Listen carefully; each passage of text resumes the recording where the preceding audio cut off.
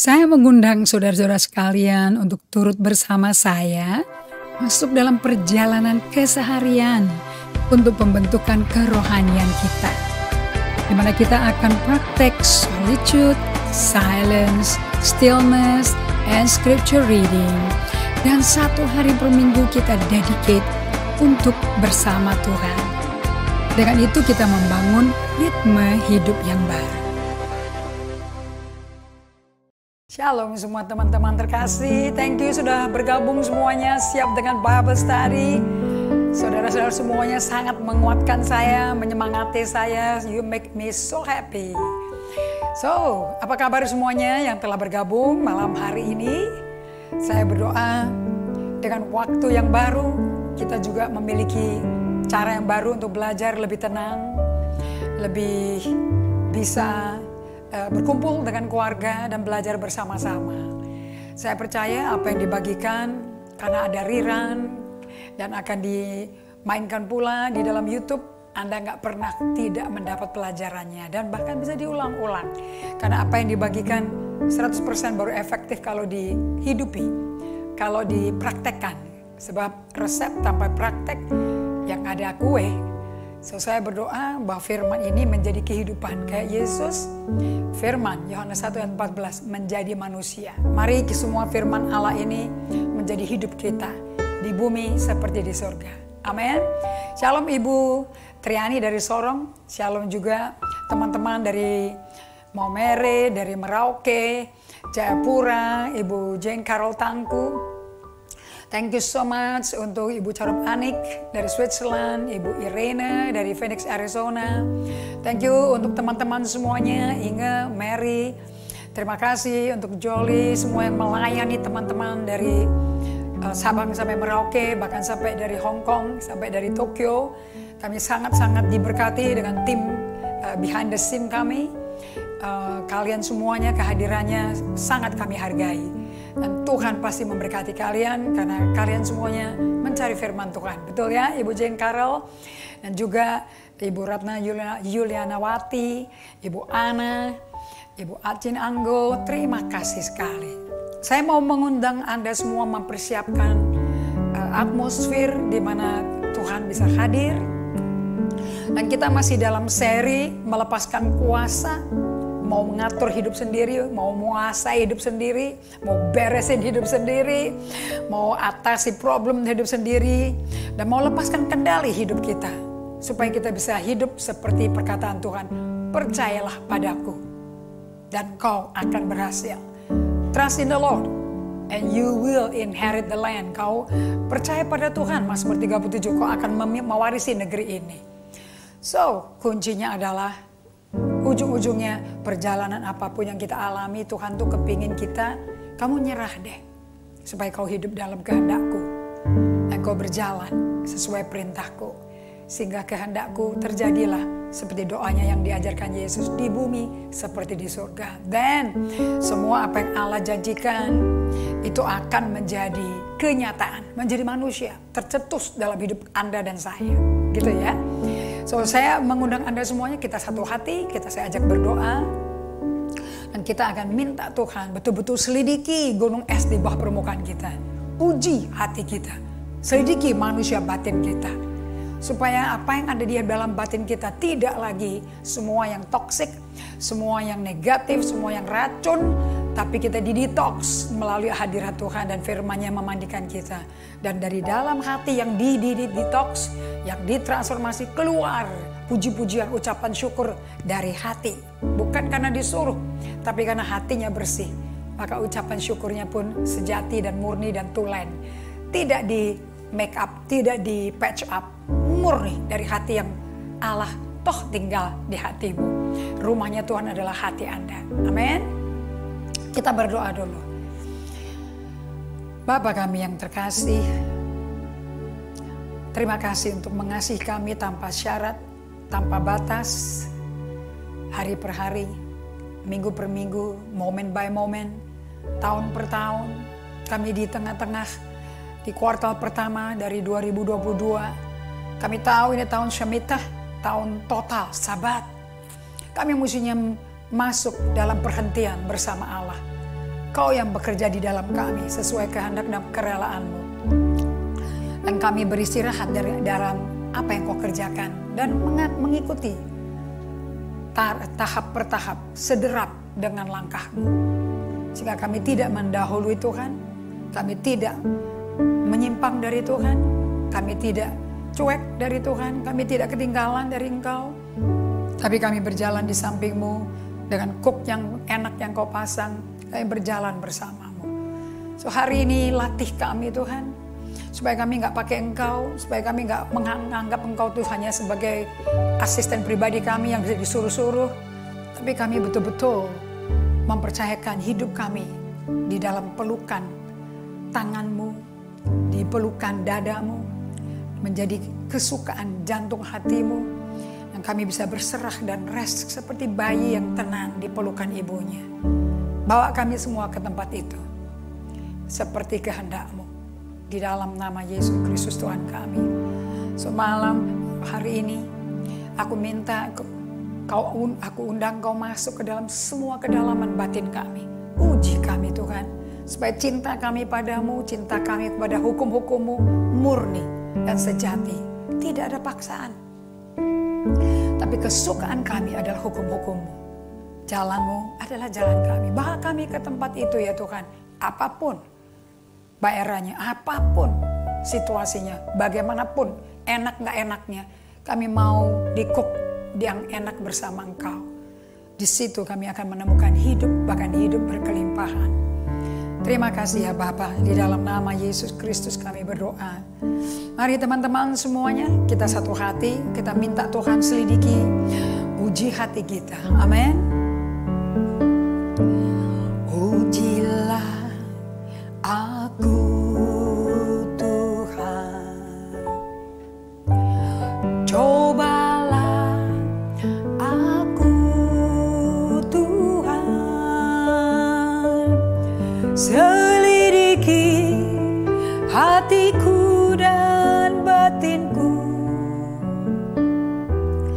mataku tertuju padamu. Aku cinta padamu Tuhan, aku rindu hadirat-Mu Tuhan, aku ingin selalu dekat padamu, menikmati kehadiran-Mu.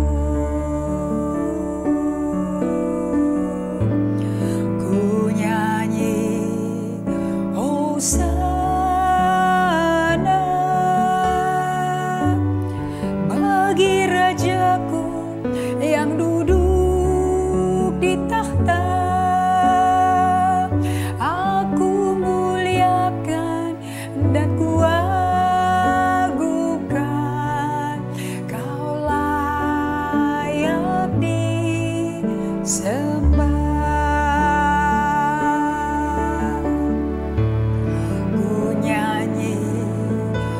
Hosana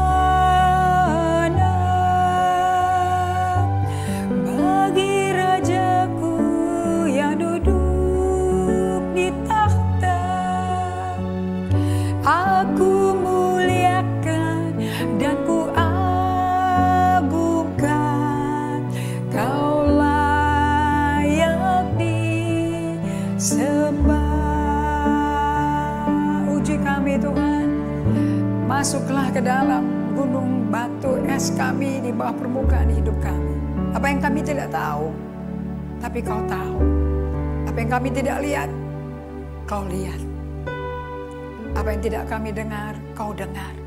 Selidiki batin kami, uji hati kami Tuhan. Ujilah aku Tuhan, cobalah aku Tuhan,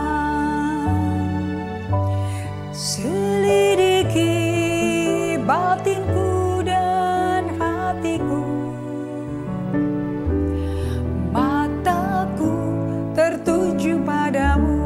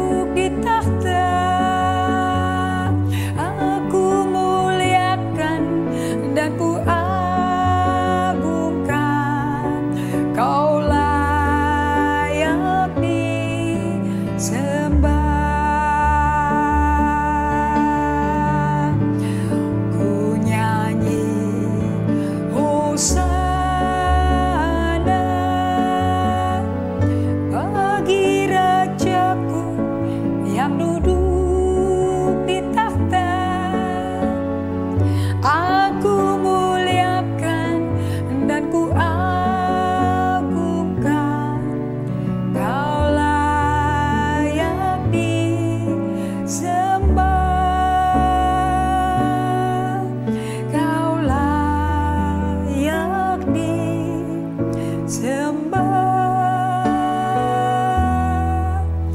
Kaulah yang disembah.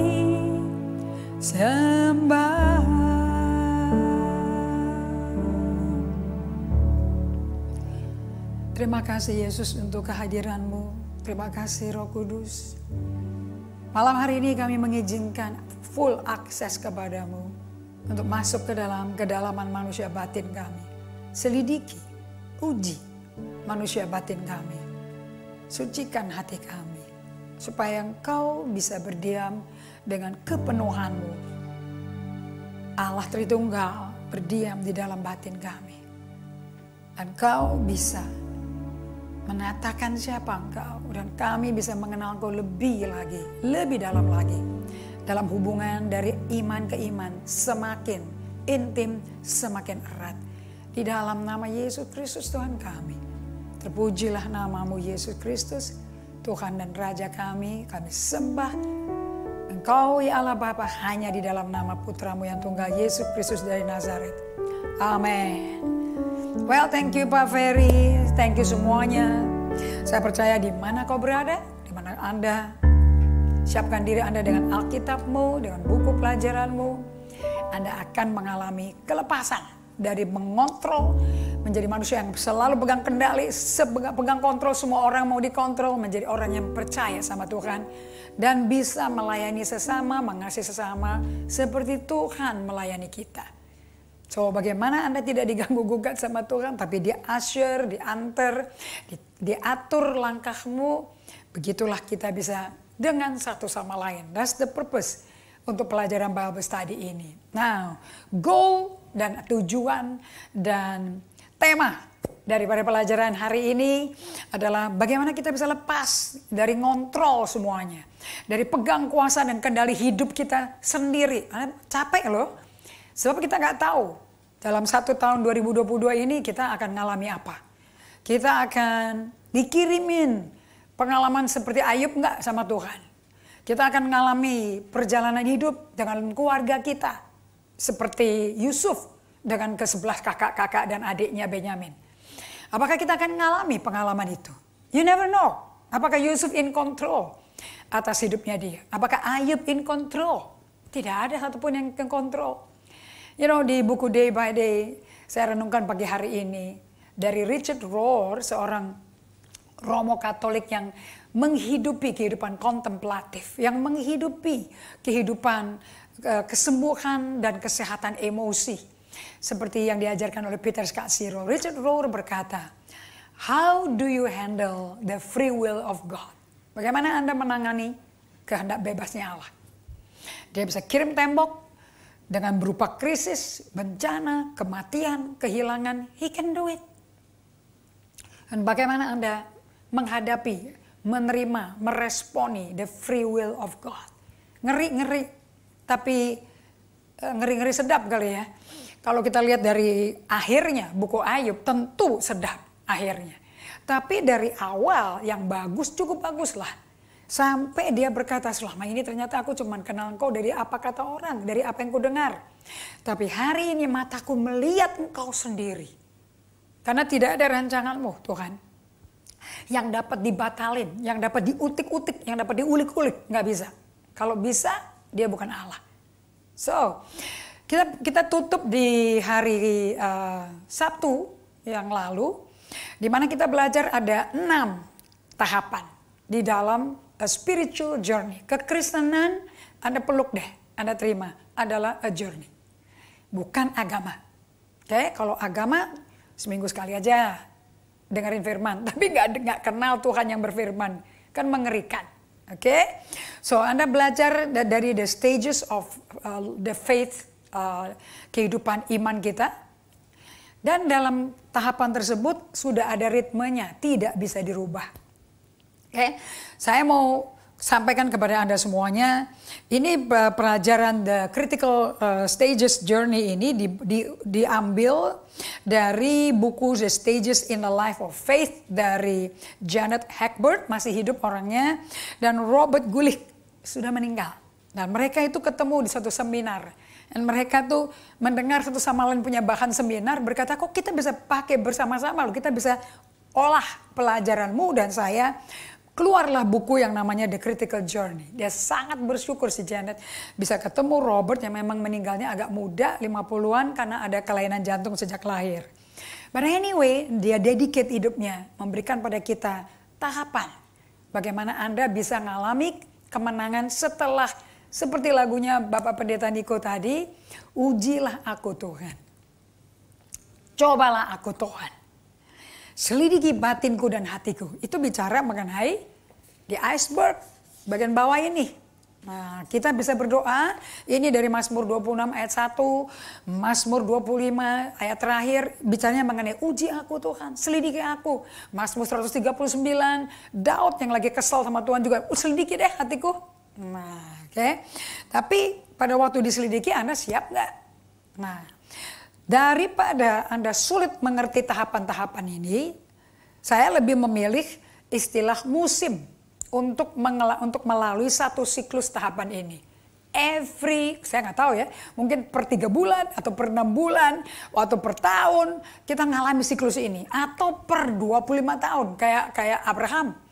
Dalam 25 tahun mengalami perjalanan iman ini, itu terbagi dari 11 tahun pertama, di mana dia melahirkan, bukan dia yang melahirkan ya, tapi dia memberi keturunan Ismail dari ART-nya si Sarah istrinya, si Hagar. Tapi kemudian Tuhan bicara kepada Sarah bahwa si Ismail sama mamanya harus disingkirkan.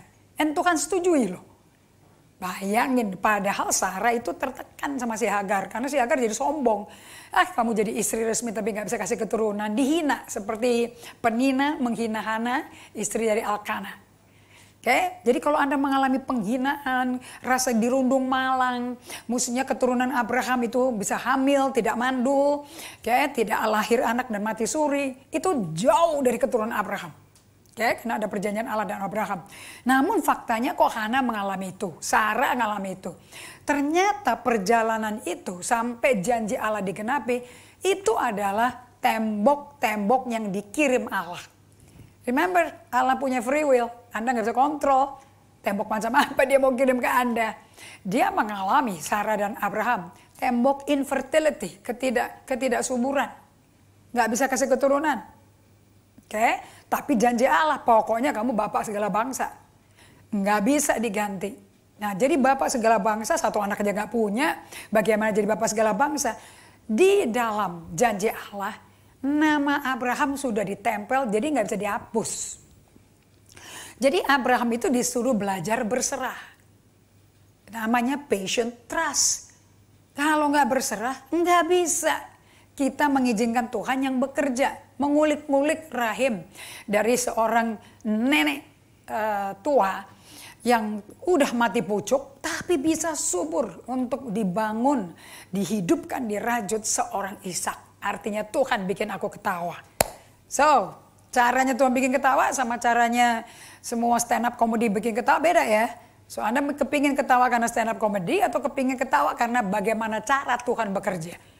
Nah, dia ketawa karena bagaimana wanita 100 tahun bisa subur, bisa sehat untuk mengandung, membawa 9 bulan baby. 100 tahun, mami saya 93 tahun, sudah mulai berkurang kekuatan badannya. Ini 100 tahun. Jadi kalau mau belajar Alkitab, saya sukanya nonton mami saya. Jadi ada iman bos saya. Nah, kalau kita bagikan ke 6 tahapan seperti kita ngelihat musim-musim yang kita perlu lewati. Kalau di Indonesia, di Asia tentu adalah musim hujan, musim panas. Hanya itu aja. Musim nanam, musim panen. Kalau di negara lain yang ada 4 musim, ini kan musim-musim ini kan Tuhan yang atur. Anda mau nggak setuju nggak bisa, tetap datang ini musim. The Wall, Anda suka nggak suka, setuju nggak setuju, tetap datang. Yang sekarang saya mau ajarkan Anda, be ready pada waktu datang.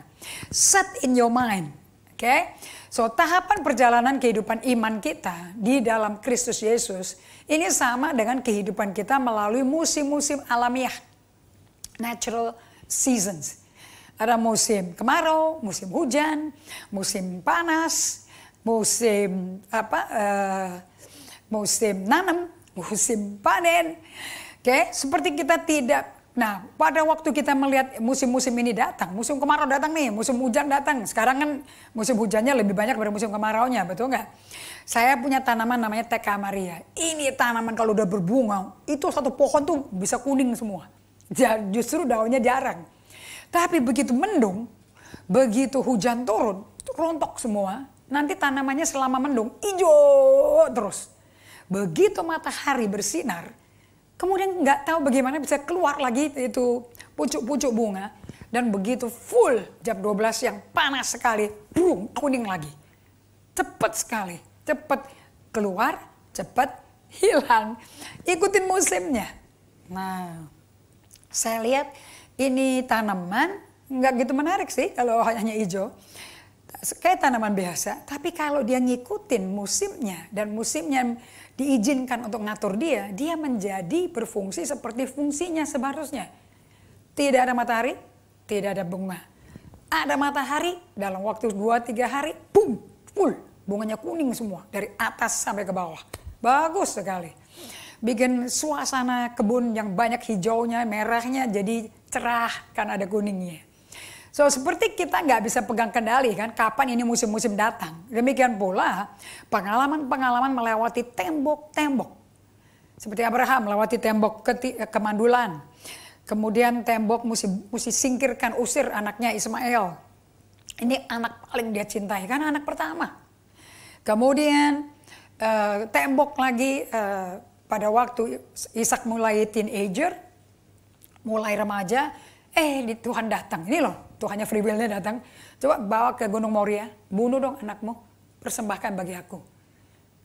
Sudah nunggunya 100 tahun lebih. Kan sudah remaja, jadi lebih 100 tahun dong. Kenapa mesti diikat mau dibunuh? Dan bagusnya Ishaknya nggak berontak loh.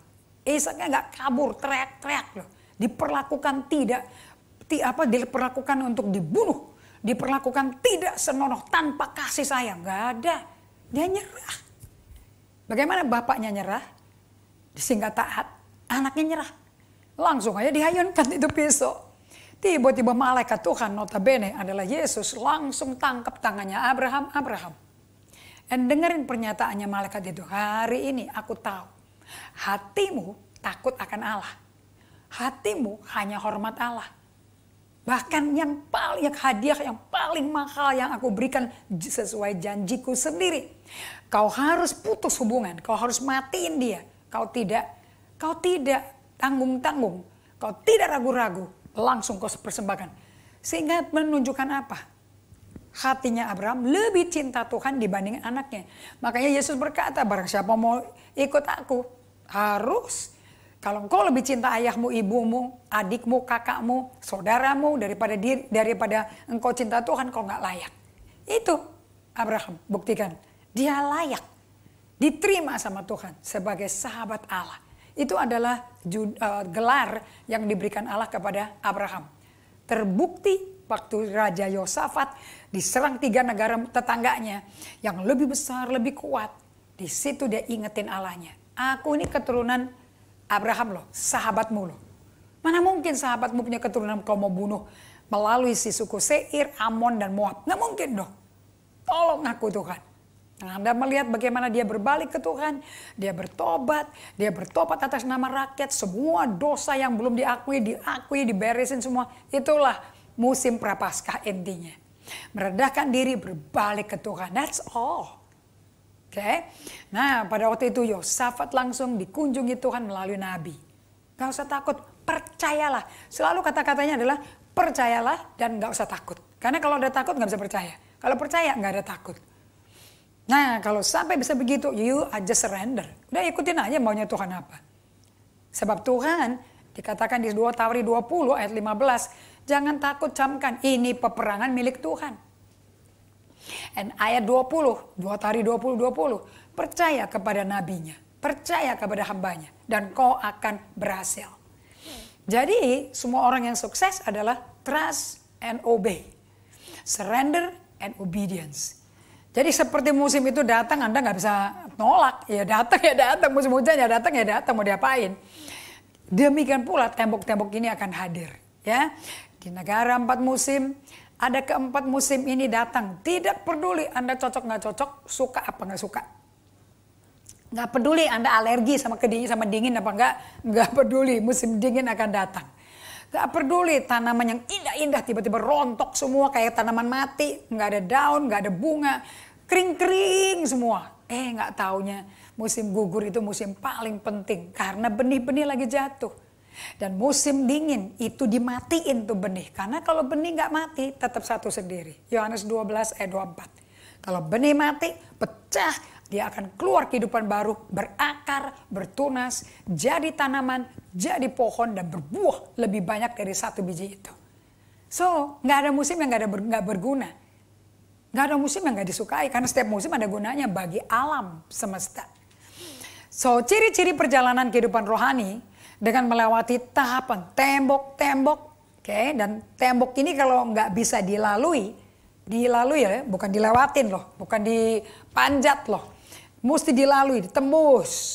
Namanya tembok itu tebal ya, kayak benteng. Tebal, nggak bisa dipukul-pukul pakai palu.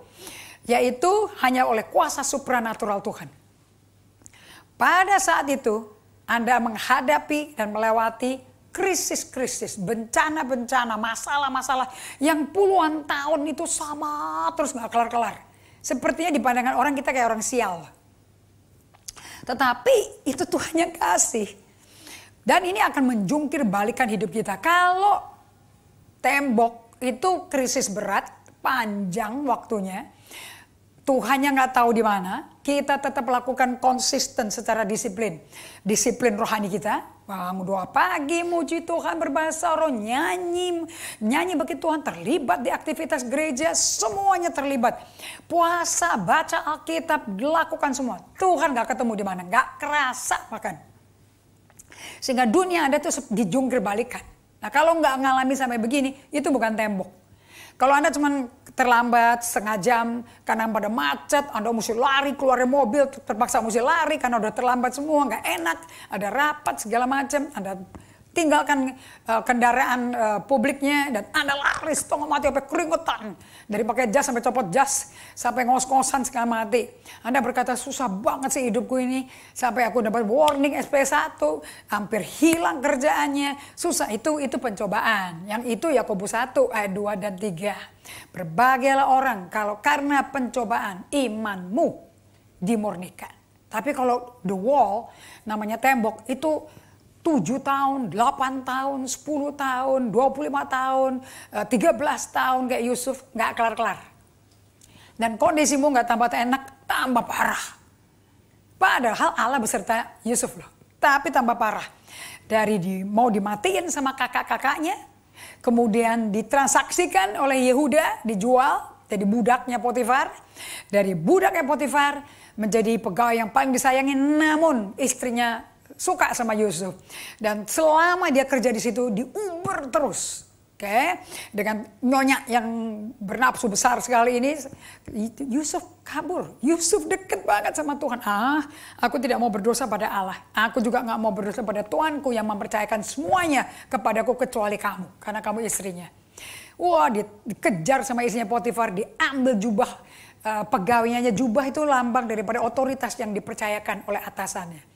Disikat sama dia teriak-teriak pemerkosaan, langsung dia dicoreng reputasinya, dia menjadi pemerkosa.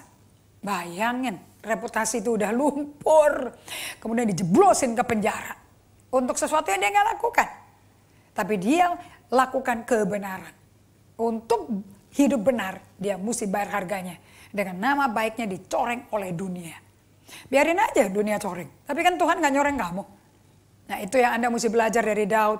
David strengthened himself in the Lord. Kuat Daud menguatkan dirinya di dalam Tuhan. Jangan cari kekuatan dari orang, rugi. Cari kekuatan dari Tuhan. Amen. Nah, pada waktu Anda melalui tembok, kalau tahap 1, 2, 3, saya rasa Anda ketahuilah. Anda berkata, aku udah ngalami itu, lahir baru, kenal Tuhan, dibaptis Roh Kudus, baptis selam.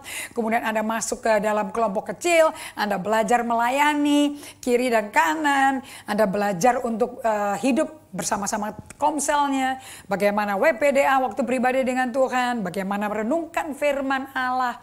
Anda praktek semuanya. Oke, lagi seneng-senengnya bahkan jadi pelayan Tuhan di ibadah, mungkin pelayan di musik tim, melayani di singing team, worship team. Mungkin Anda melayani jadi ketua kaum ibu, ketua kaum bapak, tapi tiba-tiba bang, ada tembok melewati. Either orang kalau gembalanya nggak ngerti, tim intinya juga nggak ngerti, Anda bisa udah deh disingkirin dulu deh, karena mungkin reaksimu nggak bagus, emosionalnya nggak bagus. Sehingga Anda tetap terpaksa diistirahatkan dulu. Coba cari Tuhan dulu. Ada apa sama kamu? Padahal itu lagi keluar semua gunung batunya itu. Apa yang ada? Tapi karena nggak ada yang ngerti pelajaran gunung batu, jadi dianggap tidak fit lagi, tidak layak, bahkan dihakimi. Nah ini yang terjadi berpuluh-puluh tahun sama kita semua. Atau Anda berkata seperti ini waktu menghadap tembok. Tiba-tiba di temboknya datang Tuhan taruh. Mentok. Sehingga Anda berkata, kok saya mentok sih kerohaniannya? Aku gak kemana-mana rasanya. Udah berapa tahun. Saya kok gak dapat apa-apa sih dari gereja lokal saya belakangan ini. Yang bilang bahwa Anda mesti dapat apa-apa dari gereja lokalmu seminggu sekali itu siapa? Di Alkitab juga gak ada. Tapi pada waktu tembok itu datang, itu kayak 4 musim datang. Anda mesti sambut, Anda mesti berserah. Anda mesti ngikutin aja, ubah, ganti baju. Cara dandannya berubah. Jangan paksakan pakai baju musim panas terus. Kalau sudah musim dingin. Nggak cocok kan? Jangan dipaksakan. Don't take control. Tapi berserahlah. Nah, kalau Anda gagal melihat gambar besar dari proses kerja transformasinya Allah di dalam manusia batinmu. Oke? Anda ingat ya, ini Bible study fokus di gunung es yang di bawah. Inilah hati nurani kita. Nggak kelihatan oleh kita. Mata belum pernah melihat, telinga belum pernah mendengar, belum pernah timbul di hati. Nah, itu yang Tuhan kerjakan pada kita. Ya di mana itu? Yang mata kita nggak lihat, telinga nggak dengar, yang nggak timbul apa-apa di hati. Di mana tuh di tempatnya dia bekerja? Di hati nurani kita. Nah, itu bongkahan es, gunung es yang kita nggak bisa sentuh. Kecuali kita berdiam dan izinkan Allah sentuh. Waktu Allah sentuh, baru kita tahu, oh ada tuh. Ada apa tuh di hatiku? Nah, mungkin perih, mungkin sakit hati, apapun. Oke, di masa Anda hit the wall, nabrak kepada tembok, Anda mentok, memang stuck. Nah, di situ Anda bisa tertuduh, pikirnya banyak dosa, gembalanya kurang bagus, urapan kurang, anything lah Anda mau ngomong apa. Be ready. Mungkin itu adalah tembok yang Tuhan kirim. Buktinya itu tembok yang Tuhan kirim, Anda akan mengalami disorientasi alias kebingungan. Dan rasa sakit yang membutakan mereka. Ngerinya, Anda dibutain. Jadi Anda tuh gak bisa lihat loh manusia batin itu. Dan rasa sedih, rasa gak enak, rasa sakit ada. Cuman gak bisa pinpoint dari mana sih ini problemnya. Nah banyak sih umat Kristen yang gak ngerti bahwa untuk mengalami pendewasaan pertumbuhan rohani ini penting banget nih. Untuk mengalami pendewasaan pertumbuhan rohani dalam Kristus Yesus membutuhkan perjalanan melalui tembok rohani. Anda boleh screenshot tuh.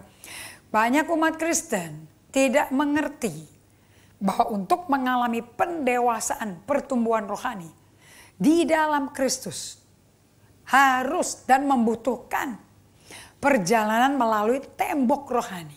Jadi Anda gak bisa jadi Kristen dewasa yang berbuah roh tanpa Anda melewati. Bukan melipir, bukan muter, bukan manjat. Tapi melewati. Itu tuh tebal banget. Ingat ya tembok Jericho. Tebalnya kayak apa tuh? Nah untuk itu Anda akan diberikan gambar atau peta besar dari perjalanan rohanimu di dalam Kristus Yesus. Yang sedang dikerjakan Allah di dalam manusia batin kita. Nah Tuhan mau kita masuk ke dalam sebuah perjalanan rohani. Namanya the critical journey. Stages in the life of faith. Nah, Anda ingat gak slide-nya ini? Stage 1 itu pada waktu Anda lahir baru. Anda baru aware ada Tuhan. Stage 2 di mana ada tahap belajar Alkitab, belajar firman. Oke, di situ Anda mulai rajin melakukan aktivitas pemuritan dari Bible study, mungkin bisa dari hamba Tuhan yang lain yang punya kelebihan. Nah, Anda dibagi ini. Oke, bagaimana pendekatannya untuk orang-orang yang lebih senior, seperti Paulus kasih surat ke Timotius, hati-hati ya kalau kamu ngomong sama orang tua, ngomongnya seperti ngomong ke ayahmu sendiri. Diajarin integritas tata keramanya untuk membangun hubungan dengan sesama. Nah, saya tunjukkan pada Anda foto dari Peter Scazzero, 6 tahapan iman kita. Oke, di stage 1, ini bagian dari life changing awareness of God. Apa yang merubah kehidupan Anda, kekristenan Anda, itu apa yang dirubah. Nah, bagaimana dirubah di dalam, itu keluarnya kayak apa itu. Ini kalau nggak ada dikasih wall, Anda nggak tahu apa yang ada di dalammu. Kalau semuanya lancar-lancar aja, gampang muter-muter kayak merry-go-round, kayak carousel. Nggak bisa ya teman-teman ya. Ternyata ini adalah suatu proses pengembangan diri, pendewasaan diri dengan menyembuhkan emosi oleh Yesus langsung. Dan Anda menjadi orang pengikut ke Yesus yang berkarakter Kristus. Semua kita sedang dalam perjalanan ini. Dan karena Bible berkata bahwa kalau dilihat baik-baik bahwa apa yang dikatakan di Alkitab itu bisa diulang-ulang berkali-kali. Kayak kitab Ibrani itu isinya kitab Yesaya 53. Nah, terus bagaimana kita tanggapi pelajaran seperti itu di tabletnya, di gadgetnya. Nah, sama apa yang Anda hidupi dan masuki itu mesti sinkron. Nah, untuk bisa sinkron Tuhan kirim tembok. Nah, tahapan ini tidak ada jalan pintas, jalan tikus tidak ada. Mau dibikin tikusnya juga nggak ada, nggak bisa masuk. Dimana setiap tahapan dibangun di atas tahapan sebelumnya. Jadi kalau tahapan 1, kemudian Anda mau lompat tahapan 3, tidak bisa. Tahapan 3 Anda masih cari jalan pintas, jalan tikus, langsung mau ke tahapan 5, tidak bisa. Kenapa kok nggak bisa? Kenapa nggak bisa lompat-lompat aja? Dipercepat, diakselerasi, nggak bisa. Sebab analoginya adalah seperti ini. Kita mau lihat pertumbuhan bayi. Dari baby, kemudian menjadi anak-anak kecil, kemudian masuk ke remaja, kemudian masuk ke dewasa muda, dari dewasa muda ke usia manula. Nah, ini kan nggak mungkin dong dari anak-anak kecil, dari bayi sampai merangkak, sampai menjadi anak-anak mulai bisa berjalan sendiri. Ini nggak mungkin kan. Oh itu anak gede sendiri. Oh itu alamiah. Nggak mungkin. Ada Allah yang numbuhin. Dan berapa persen dia badannya dibesarin sampai lututnya dilurusin. Sampai nanti manula lututnya lagi yang bengkok. Dari lutut ke lutut. Tapi perjalanannya kan bisa 100 tahun, 80 tahun. Anda tertarik kan? Bagaimana rohani kita dari baby bisa dibawa dan dibikin bertumbuh melalui pengajaran daripada Peter Scazzero ini. Oke? Nah, pertumbuhan rohani kita pun dibangun di atas tahapan-tahapan sebelumnya. Ini dicatat, direnungkan.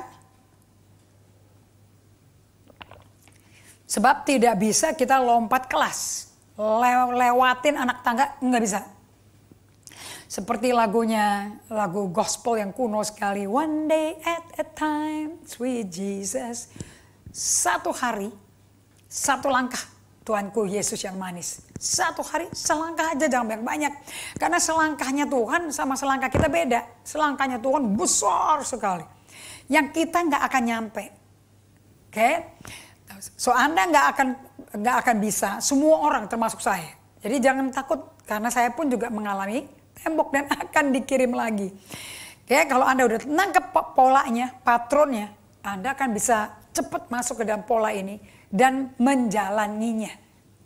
Waktu menjalaninya, Anda akan mengalami tekanan, akan mengalami tindasan, Anda akan mengalami dipertanyakan, anything lah. Gak ada satupun orang yang percaya pada Anda. Tapi karena engkau sudah membuat nazar, membuat perjanjian sama Tuhan, aku mau bisa puasa 21 hari ini dan mempersiapkan hatiku untuk apa yang Tuhan mau kita ingat di hari Jumat Agung. Oke? So, ini semua ini cocok nih buat Lent sebetulnya. Jadi, kalau kita ngomong mengenai uji aku Tuhan, coba aku Tuhan, selidiki batinku dan hatiku, itu Anda ngomong mengenai pemuritan. Tapi pemuritan dari manusia lamamu yang tunduk kepada Allah. Pemuritan oleh Tuhan Yesus itu melewati satu tahapan. Satu tahapan, kemudian tahapan berikutnya. Nggak bisa sekaligus. Nah, ada perbedaan unik ya dari pertumbuhan rohani apa yang dialami oleh Musa, apa yang dialami oleh Abraham. Mereka semua ini perjalanannya ini unik, nggak ada yang identik sama sekali. Bahwa Musa ditunggu sampai 80 tahun dulu, kemudian 40 tahun dia ada di belakang padang gurun melayani generasi saat ini yang lagi belajar untuk berjalan dengan iman dan kasih karunia. Perjalanan Abraham, perjalanan keluarga Anda, perjalanan saya ini beda satu sama lain dan ada pertumbuhan rohaninya. Jadi bisa diukur. Kita bisa stagnasi di hadapan tertentu, di hadapan situasi tahapan yang tertentu. Dan memilih untuk tidak mau move on atau move forward dalam perjalanan kita. Perjalanan kita dengan Kristus. Nah, jangan gagal move on. Jangan gagal move forward. Saya senang sekali saya ambil dari Alkitab dari Keluaran 14 ayat 14. Ini menjelaskan pada saya the wall yang gak main-main juga. Oke, di mana Musa diuber sama Firaun dengan ke-14 kereta kudanya, mau dimusnahkan, mau dihancurin. Keluaran 14 ayat yang ke-14 dan 15. Tuhan akan berperang untuk kamu dan kamu akan diam saja. Coba Anda pernah latihan diam aja gak ya? Ini firman loh, Anda kalau baca ayat ini gak bisa langsung dilabrak. Dan cuma 2 kalimat kok ayatnya. Bagus kalau Anda mau memorize. Tapi yang lebih penting adalah kebenaran yang kamu tahu. Jangan yang kamu hafalkan, kebenaran yang kamu tahu. Kebenaran itu akan memerdekakan kita semua. Ayat 14, kalau sampai Allah berkata Tuhan akan berperang untuk kamu. Jadi kamunya ngapain? Yang perang dia, kitanya ngapain? Diam dong. Oke? Dan kamu akan diam aja. Diam ajanya ngapain? Gak boleh ngomong sama sekali. Oke, di ayat 16 menjelaskan. Dan engkau angkatlah tongkatmu dan ulurkan tanganmu ke atas laut dan belah airnya sehingga orang Israel akan berjalan di tengah-tengah laut di tempat kering. Wow, ini aja udah kolosal. Ayat 16. Dan engkau, Musa, angkatlah tongkatmu dan belalah airnya sehingga orang Israel akan berjalan dari tengah-tengah laut di tempat yang kering. Nah, kita baca ayat 15 lagi ya. Berfirmanlah Tuhan kepada Musa, mengapa sih kamu berseru-seru demikian kepadaku? Nah, catat ini. Katakanlah kepada orang Israel supaya mereka berangkat. Bahasa Inggrisnya, supaya kamu berangkat. Itu apa? Move on. Move forward. Walaupun di belakang ada 600 tentara kudanya Firaun. Move forward. Nah, kapan move? Udah pokoknya melangkah aja move forward. Nah, baru Allah mengatakan kepada Musa, angkat tongkatku di tanganmu. Ini tongkat lambang Yesus penyelamat. Begitu Musa memilih untuk mentaati firman Tuhan, mentaati kebenaran Allah, baru lautnya kebuka loh. Sebelumnya lautnya gak kebuka loh. Ngeri gak? Nah, saya mau tanya pada Anda, apa sih maksudnya? Ini peperangan milik Allah. Kamu akan diam aja. Lingkari kata diam aja di situ. Nah, coba Anda pikirkan, bagaimana sih hidup di depannya tentara Mesir yang sangat state of the art, paling modern semuanya, tapi mereka suruh diam. Namun ayat 15, maju. Katakanlah kepada orang Israel supaya mereka berangkat. move forward, move on. Tapi peperangan milik Tuhan, kamu diam. Bagaimana jalan kaki tapi suruh diam? Makanya jelas ya, yang diam itu diamnya itu adalah manusia batin. Karena badannya mesti move on, badannya mesti berangkat. Terus, kan ayat 16 dikatakan, dia berjalan di atas, dari tengah-tengah laut di tempat kering. Jadi badannya jalan, di mana diamnya?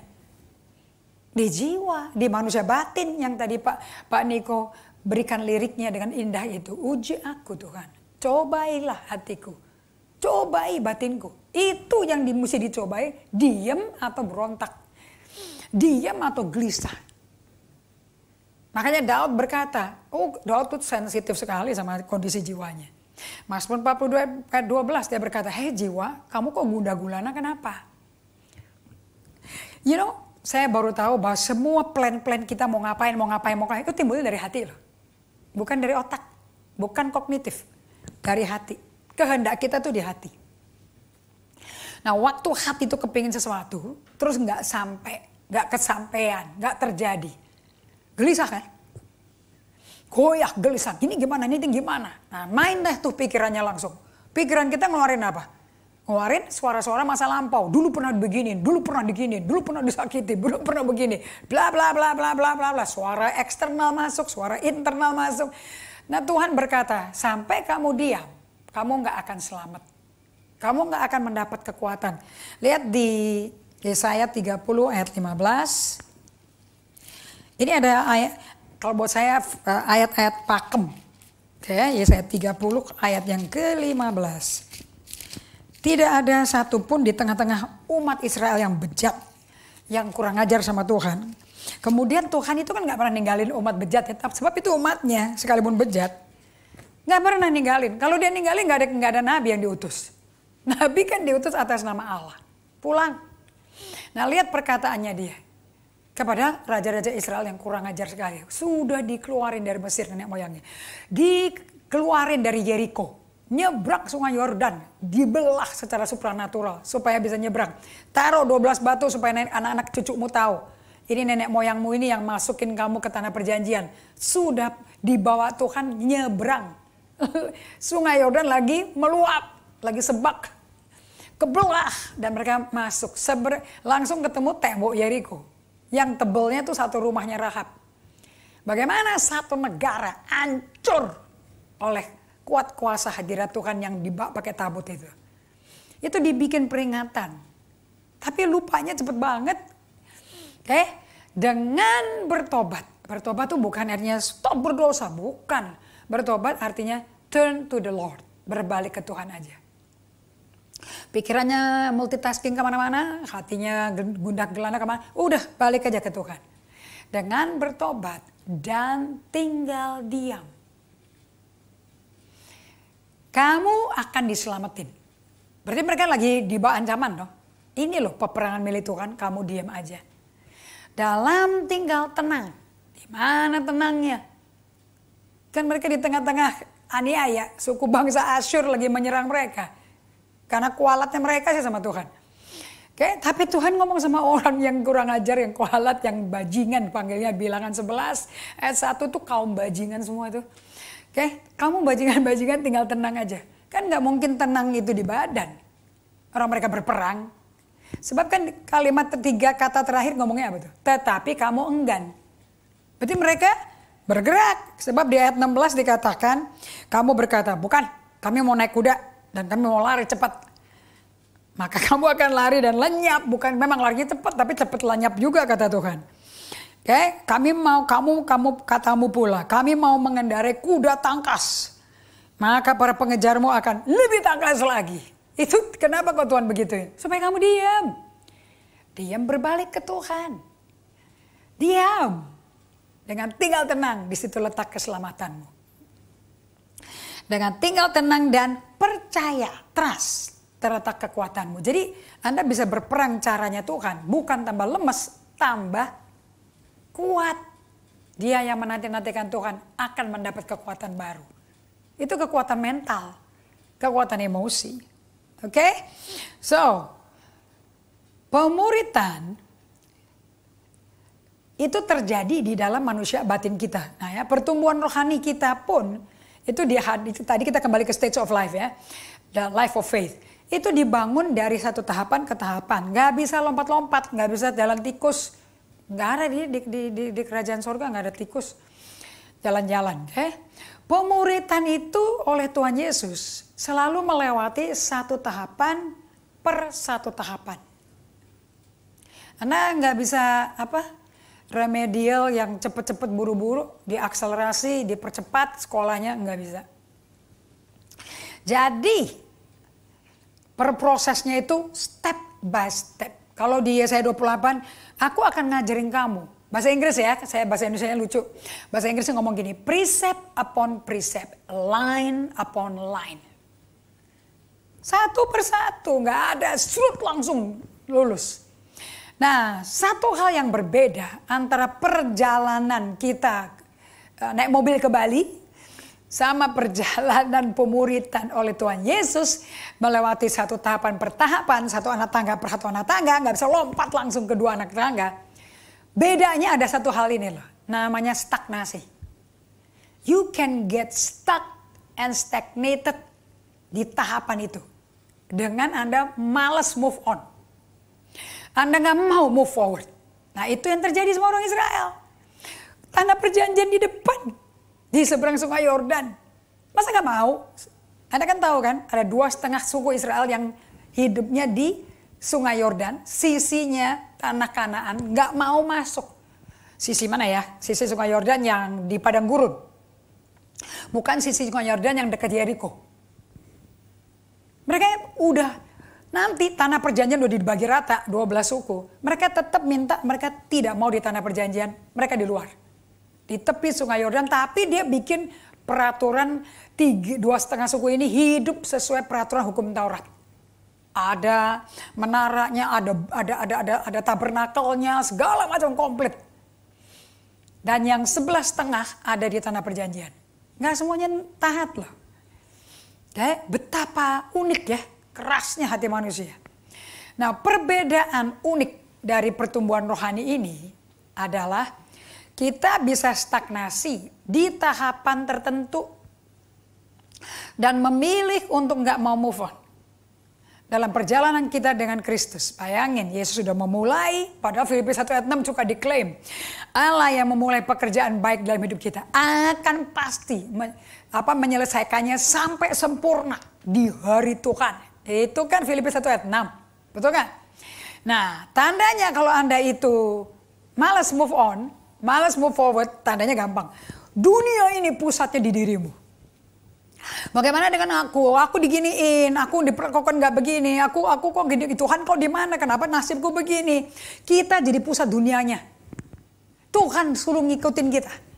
Bukannya Tuhan pusat dunia kita. Kita pusat dunianya Tuhan. Gak mungkin diputar balikin gitu.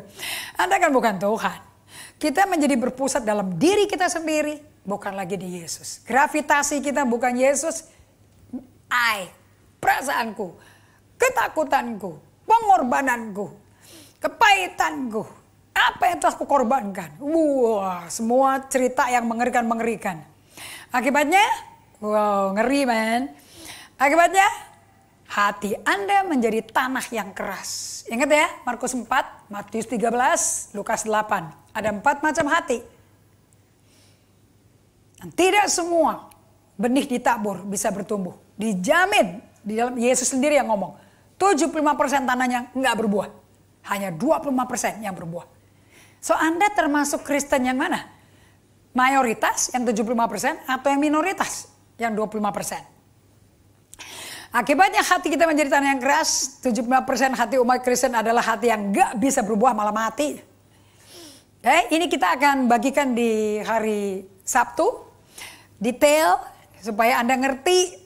Supaya dari Rick Warren mengajarkan ini. Dia berkata seperti ini. Untuk 75% hati itu bisa menjadi hati yang gembur. Tanah yang subur. Sehingga benih yang ditanam pasti berbuah banyak. Karena mereka tekun hati. Tanah itu hati kita ya. Our heart is the soil. Nah, untuk supaya 75% itu menjadi tanah yang 25% dijamin berbuah. Wow, krisis, tembok itu terjadi. Nah, ngerti kan? Kenapa kok stage of life ini mesti ada tembok itu? Dan itu based on free will of God loh. Anda gak bisa milih loh. Boom, datang tiba-tiba. Kayak Ayub, kayak Yusuf, kayak Daud. 13 tahun diuber jadi buron oleh Raja Saul. Gak berhenti-berhenti, padahal gak dosa, gak salah, gak ada niat jahat. Terus mau dibunuh dan gak puas si Saul loh, sampai mati loh si Daud loh. Nah, tapi hatinya Daud gak tambah keras. Bahkan berkenan pada Allah. Hati yang a man after God's own heart.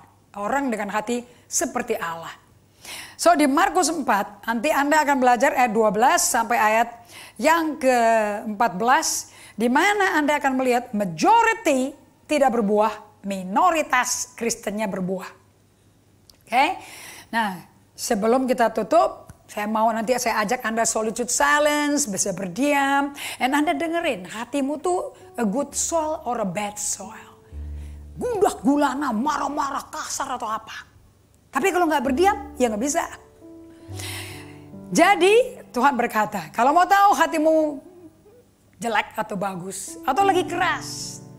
Dan karena kasih karunia-Nya, Dia kirimkan tembok bagi kalian. Di situ Tuhan akan mengajak Anda, uji deh hatimu, kenalilah dirimu, dan lihat apa kata perasaanmu mengenai kondisi dalamnya kamu. Sebelum nyalain orang, belajar dari Daud. Jiwa, kenapa kau gundah gulana? Kenapa kau tertekan? Itu orang depresi. Daud ngalami mental issue, mental health problem. Bagaimana nggak ngalami? Anak 17 tahun mau digempur sama tentara, sama Raja Israel. Plus 3.000 Kopassus termasuk 7 kakaknya di situ. Mau bunuh adiknya sendiri. Gila gitu. Tapi di Gua Adulam semua keluarganya join sama dia. Oke? So saya mau tantang Anda semuanya untuk menjawab pertanyaan ini. Apakah setiap orang Kristen masuk surga? Kita akan jawab ini dalam pengalaman going through the wall. Supaya Anda bisa lepas kuasa dan kendali hidupmu. Biar Tuhan yang mengendalikan kau. Tuhan gembalaku.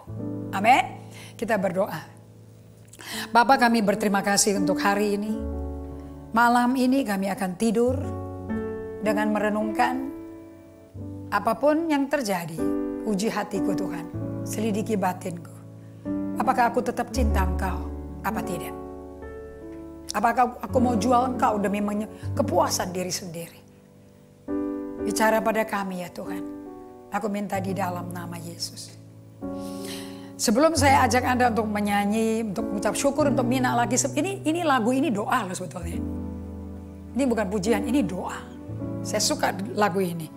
Saya undang Anda untuk, kalau udah masuk ke kehidupan tahapan ini, 6 tahapan. Anda akan masuk ke namanya Irama Kudus. The Sacred Rhythm. You must have this book. Saya senang sekali Pendeta David dari Malang kemarin dia WA saya.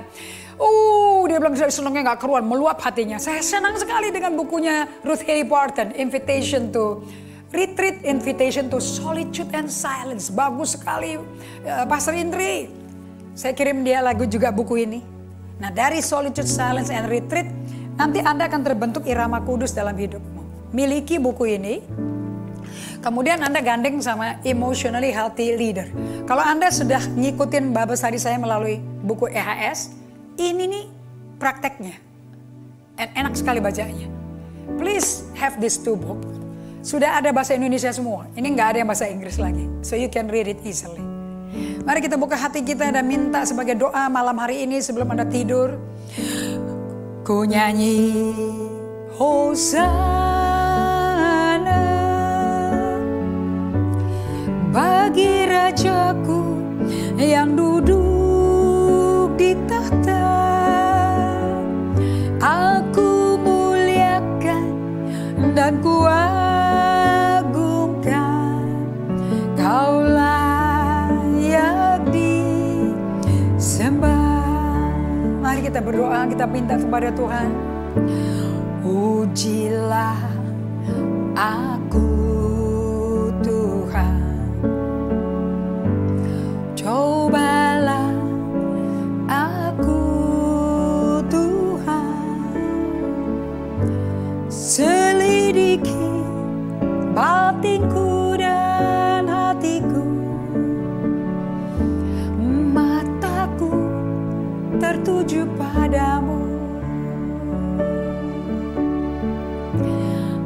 Aku cinta padamu Tuhan.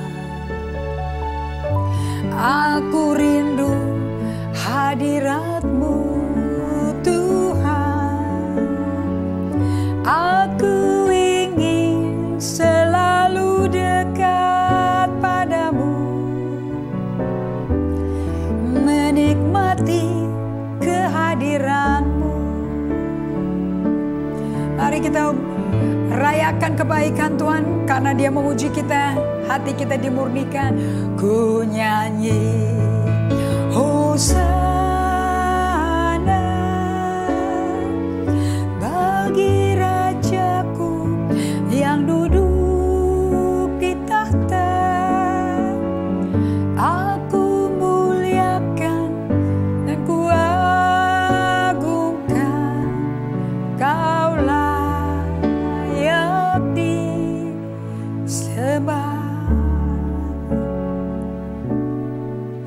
Terpujilah nama-Mu ya Bapa, di dalam nama Yesus Kristus penuhi semua umat-Mu dengan kasih setia-Mu Tuhan. Di dalam nama Yesus. Amin. Sampai berjumpa hari Kamis. God bless you all.